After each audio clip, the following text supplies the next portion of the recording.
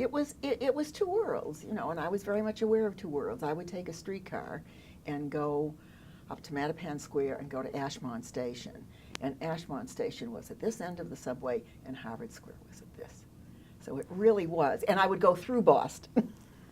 So it was my whole life there in front of me, you know, sort of every day. And I could get off at any point and find my way. I mean, I knew Charles Street. I don't know why I knew Charles Street. That was a strange place to know. But of course, Washington Street, where the stores were, where Filene's basement was. And so I was sort of in my element, going out of my element. It was really, as I think about it now, it was kind of odd. And dating was difficult because I was very popular. And these poor guys didn't have cars, and they brought me home. You know, God knows how they got back to Cambridge. I don't know. I mean, if it was late, I don't know if the streetcars were even running. But I did move between those two worlds, and I still have. I've had, let me see, I graduated in 50, so that tells you how many years I've been out. I still have close friends from those years. One of them was a commuter like myself from Chelsea. One of them, the other is one of my closest friends was a girl in the dorms. Two of my closest friends were in the dormitories.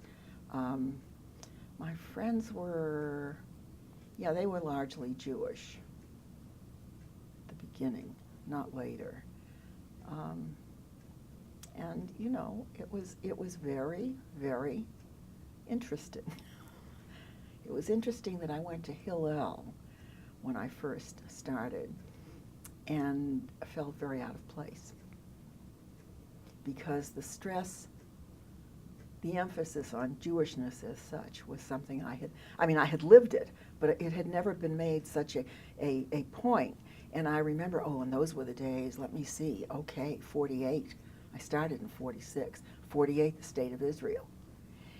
And especially the young men that I dated didn't know how I could possibly feel like a full citizen in this country, and I had never felt like anything else.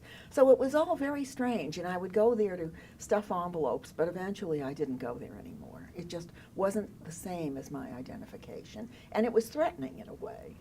It was very threatening. Other than that, I dated some non-Jewish boys, and I would go to the Harvard houses for lunch or dinner or whatever the devil it was, and it was probably a pretty normal experience, except that there were these two poles. It was very, very strange.